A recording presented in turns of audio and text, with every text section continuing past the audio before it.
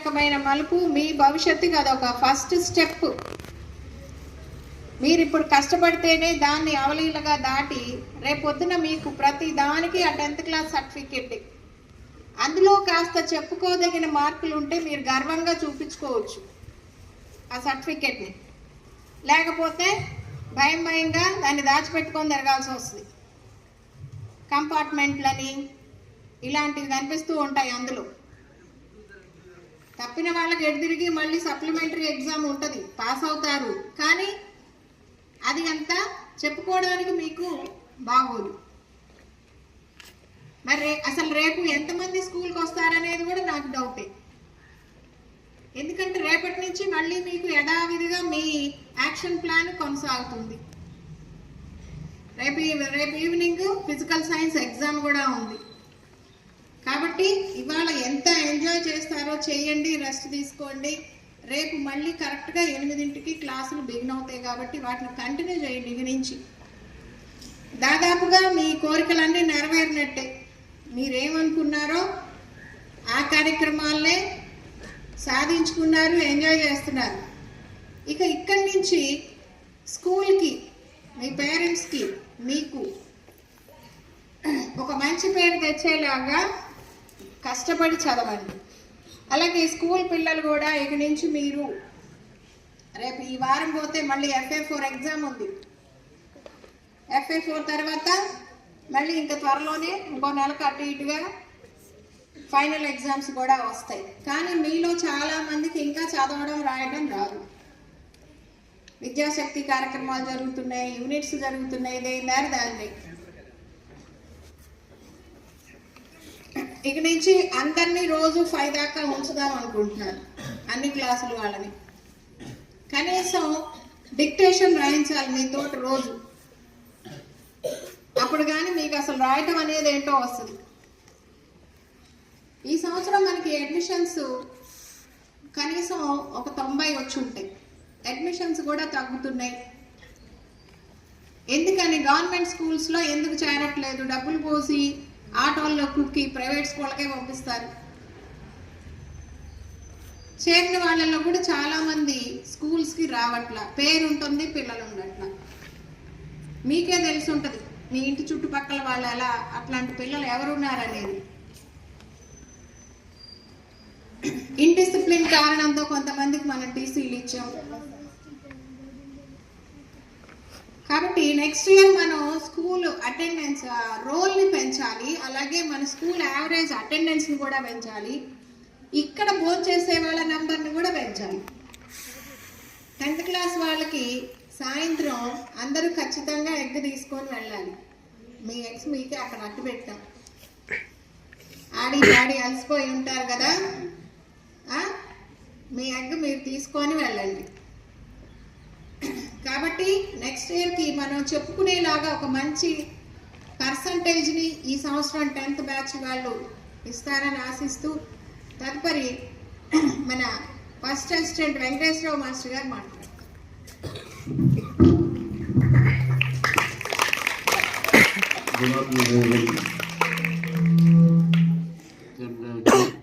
అందరికీ బ్యాస్పేట ఉన్న పెద్దలకి, టీచర్స్కి అందరికీ గుడ్ ఆఫ్టర్నూన్.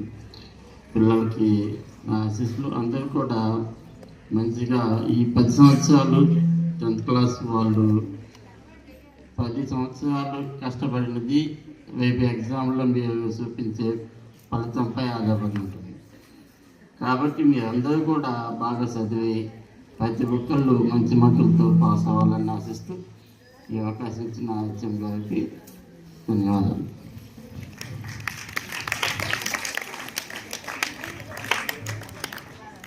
మన ఇంగ్లీష్ టీచర్ గారు ప్రదీప గారు మాట్లాడతారు.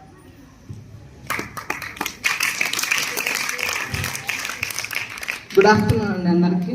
వేదికను అలంకరించిన హెచ్ఎం గారికి, సీనియర్ టీచర్స్ ప్రసన్నత్ కుమార్ సార్కి, వెంకటేశ్వర సార్కి నమస్కారాలు.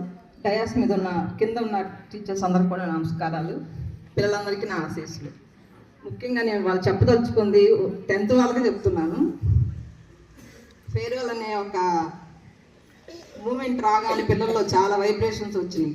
ముఖ్యంగా నేను చూసింది బాయ్స్లో. ఎంత టెన్షన్ పడుతున్నారంటే ఇలా చేస్తారో లేదు, ఫోన్ కావాలి. ఇప్పుడు కూడా పొద్దున్న నుంచి నా రూమ్ దగ్గర తెగ తిరుగుతూనే ఉన్నారు, ఫోన్లు ఇవ్వండి టీచర్ అని. ఇంత ఆసక్తిగా నా సబ్జెక్ట్ రాలేదు టీచర్, నాకు ఇది అర్థం కావట్లేదని ఎవ్వరు రాలేదు ఇంతవరకు నా దగ్గరికి. ఆ ఆసక్తి కనీసం ఇంకా మిగతా రోజుల్లో అన్నా చదువు మీద పెడతారని ఆశిస్తున్నాను. ధన్యవాదాలు.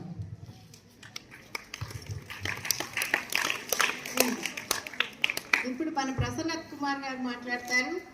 ఈ కార్యక్రమానికి అన్ని తానే నిర్వహిస్తున్నారు మాస్టర్ గారు.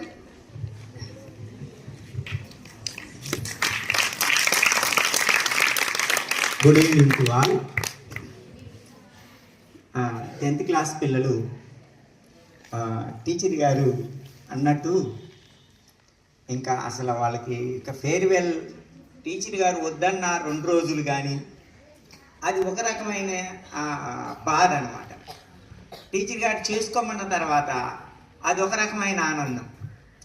ఆ ఆనందాన్ని పట్టలేకపోయాం, ఆ బాధనే పట్టలేకపోయాం. ఆ బాయ్స్ ఎంత పిచ్చి పిల్లలంటే అసలు ఉదయం వద్ద 2 ప్యాకెట్లు బోర్లు తెచ్చుకున్నారు. ఆ బోర్లు మొత్తమే సరిపోయింది 11 దాకా. ఎంజాయ్ చేయటంలో కూడా ప్లానింగ్ లేదు వాళ్ళకి. ఎంజాయ్ చేయటం కూడా ప్లాన్ లేకపోతే అసలు ఒక వ్యవహారాన్ని లేకపోతే ఒక దాన్ని ఒక సమస్యను సాధించేదానికి ప్లాన్ ఎలా వస్తుంది? స్టెప్ ఎలా వేయాలి, నెక్స్ట్ స్టెప్ ఎలా వేయాలి, ఆ సూత్రం ఎలా ఉపయోగించాలి, ఇవన్నీ కదా లెక్కలు నేర్పేది మనకి. లెక్కలంటే ఏదో ఒక ఆన్సర్ తేటం కాదు, మన ఎదుట ఉన్న ఒక సమస్యని ఎలా సాధించాలి, మన ఎదుట ఉన్న ఒక హద్దుల్ని మనం ఎలా ఓవర్కమ్ అవ్వాలి, మన ఎదుట ఒక సంతోషకరమైన విషయం ఉంది, దాన్ని ఎలా ఎంజాయ్ చేయాలి, సంతోషాన్ని ఎలా ఎంజాయ్ చేయాలి. ఇదే కదా మనకు మ్యాథ్స్ నేర్పేది. అక్కడే కదా స్టెప్ బై స్టెప్ ఉండేది. ఆ స్టెప్లన్నింటిలో ఇవాళ 10th క్లాస్ బాయ్స్ కంప్లీట్గా ఫెయిల్ అయ్యారని నేను అనుకుంటున్నా. ఎందుకంటే వాళ్ళు 2 ప్యాకెట్లు బోర్లు తెచ్చుకున్నారు, ఒక దారం తెచ్చారు. సార్ మేము వాళ్ళకి ఫోటోలు దిగటానికి రమ్మన్నదా ఇక్కడే చుడతా ఉన్నారు. ఆడపిల్లలు అన్నారు కామ్గా వాళ్ళు ఎంతైతే ఇద్దాం అనుకున్నారో అంత వాళ్ళు ముందే ఇచ్చేశారు. చక్కగా వాళ్ళు ముందే రెడీ అయ్యి వచ్చేసారు. చక్కగా అన్ని ప్లాన్ చేసుకున్నారు. అందుకే అంటారు ఇంటిని చూసి ఇల్లాలను చూడని. ఆడపిల్లల విషయంలో దాంట్లో బాగున్నారు కానీ ఇంకొక దానిలో కూడా బాగుండాలి. దేనిలో? చదివే కాదు, మన బిహేవియర్లో కూడా. మనం గేట్ లోపల ఉంటాం, గేటు బయట మన కోసం చాలామంది ఉంటారు. మనల్ని చూసేవాళ్ళు చాలామంది ఉంటారు. జాగ్రత్తగా ఉండాలి. మనల్ని కాపాడుకోవాలి. మన బిహేవియర్ని కాపాడుకోవాలి, మన ఆత్మసాక్షిని కాపాడుకోవాలి, మన మంచితనాన్ని కాపాడుకోవాలి. జాగ్రత్త. ఇవన్నీ మళ్ళా మీకు చెప్తాం. సరే హెచ్ఎం గారు, మీరు హెచ్ఎం గారిని మీరు ఏదైతే అడిగారో అవన్నీ హెచ్ఎం గారు మీకు ఇచ్చారు. హెచ్ఎం గారు ఇప్పుడే మిమ్మల్ని ఒకటి అడిగారు. ఏమడిగారు? ఆ ట్యూషన్కి ఈ ట్యూషన్కి పంపించాలని బడాయిగా చెప్పేవే. ఎన్నొచ్చినాయిరా మీ అమ్మాయికి మార్కులు అంటే మీ నాన్న తలకాయ ఎక్కడ పెట్టుకుంటాడు, ఎక్కడి నుంచి ఉంటాడు? మీ నాన్న గౌరవంగా బజార్లో నుంచో పెడతారు, లేకపోతే నీ రిజల్ట్ వచ్చిన తర్వాత మీ నాన్న 2 రోజులు, మీ అమ్మ 2 రోజులు ఇంట్లో నుంచి బయటికి వెళ్లకుండా మీరు ఉంచుతారో అది మీ చేతుల్లోనే ఉంది, ఈ 50 రోజుల్లోనే ఉంది. కాబట్టి దాన్ని మీరు గుర్తుపెట్టుకొని చక్కగా మంచి రిజల్ట్ కోసం కృషి చేసి మీరు మరలా మనం ఆనందంగా ఇట్లాంటి ఇంకొక మీటింగ్లో మనం కలుసుకునే దానికి మీరు కృషి చేస్తారని తెలియజేస్తూ, ఇంకా మీ ఎంజాయ్మెంట్ టైం మేము హరించాలనుకోవట్లేదు. ఈ సమయాన్ని ఇచ్చిన హెచ్ఎం గారికి ధన్యవాదాలు తెలియజేస్తూ ముగిస్తున్నాను.